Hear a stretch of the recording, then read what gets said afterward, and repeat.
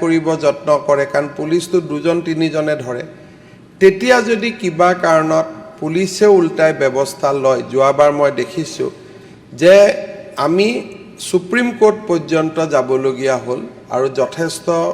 এটা প্ৰচেছৰ মাজেদি গৈ আমি নিজক প্ৰমাণ কৰিবলগীয়া হ'ল সেইকাৰণে মই ভাবোঁ যে হাউছে এটা বস্তু যিসকল আৰক্ষীয়ে কঠোৰ হ'ব কোৱাৰ পিছত মই তেওঁলোকক ক'ব নোৱাৰোঁ যে আপুনি কঠোৰ হ'ব কিন্তু আপোনালোকক গুলিয়াব খুজিলে আপোনালোকে ৰিয়েকশ্যন নকৰিব তেনেকুৱাটো হ'ব নোৱাৰে কয় যে আইনৰ মাজেৰে লওক আইন কাৰ লগত হয় যেতিয়া আইনক অপৰাধীজনেও বুজি পায় আইনক ভয় কৰে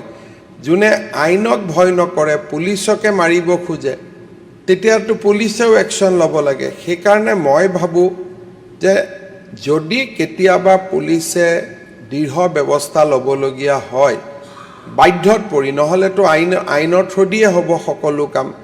সদনে যেতিয়া তাক এপ্ৰিচিয়েট কৰে বুজি পায় লাগিলে প্ৰত্যেকটো ঘটনা স্ক্ৰুটিনাইজ কৰক যে এওঁ ড্ৰাগছৰ কিমান ডাঙৰ হেণ্ডলাৰ আছিলে তেওঁৰ হাতত কিমান ড্ৰাগছ পোৱা গৈছিলে আগত কিমান ড্ৰাগছ আছিলে এই গোটেই কথাখিনি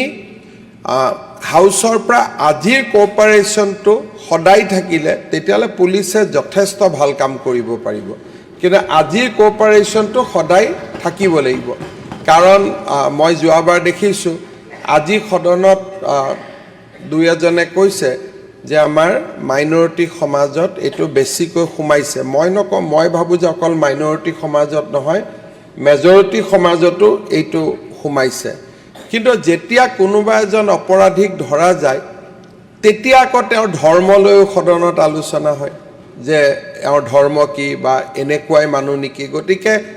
আজিৰ যিটো পজিটিভিটি সেইটো মেইনটেইন হ'লে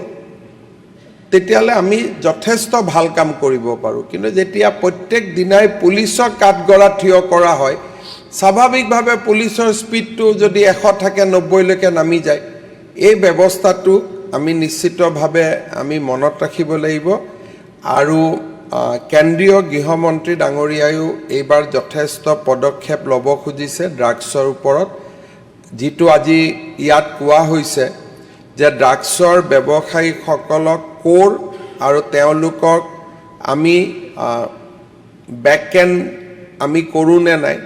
আমি চেইনবিলাক কৰি কৰি গৈ এটা সময়ত চেইনটো ম্যানমাৰ সীমান্তত ৰখি যায়গৈ অমুকৰ পৰা তমুকৰ পৰা অমুক তমুকৰ পৰা অমুক শেষ বস্তুটো গৈ পেলাই সীমান্তত পৰে মিজোৰামৰ সীমান্ত মণিপুৰৰ সীমান্ত এতিয়া তাত যথেষ্ট চেণ্ট্ৰেল গভৰ্ণমেণ্টে যথেষ্ট ব্যৱস্থা হাতত লৈছে দুইখন ৰাজ্য চৰকাৰেও সহযোগিতা কৰিছে আৰু আমি ভাবোঁ যে এই বিষয়টোৰ ক্ষেত্ৰত আমি আৰু বেছি কঠোৰ হ'ব পাৰিম কিন্তু লগত আৰু এটাও কথা আছে যিটো আমি সকলোৱে চকু দিব লাগিব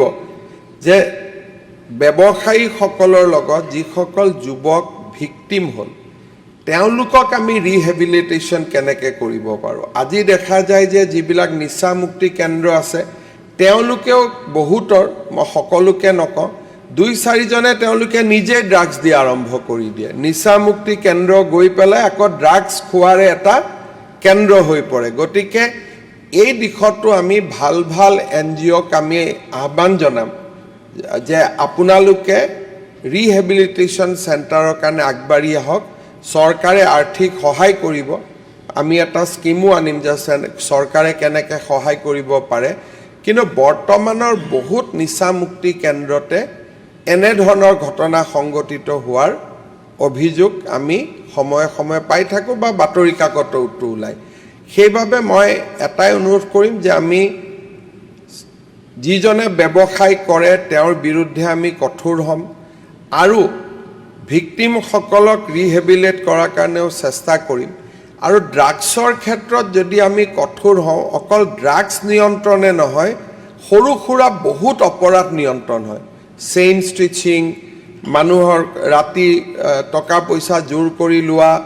ঘৰত যিটো পাৰিবাৰিক অত্যাচাৰ আৰম্ভ হয় এই গোটেইবিলাক আৰু বিষয়টো যথেষ্ট চিন্তনীয় আৰু আমি সকলোৱে ঐক্যবদ্ধভাৱে এই দিশত কাম কৰিব লাগিব মই বিধানসভাৰ সহযোগিতা নিশ্চিতভাৱে কামনা কৰিম ধন্যবাদ মুখ্যমন্ত্ৰী ডাঙৰীয়া নিশ্চিত ওপৰত ড্ৰাগছমুক্ত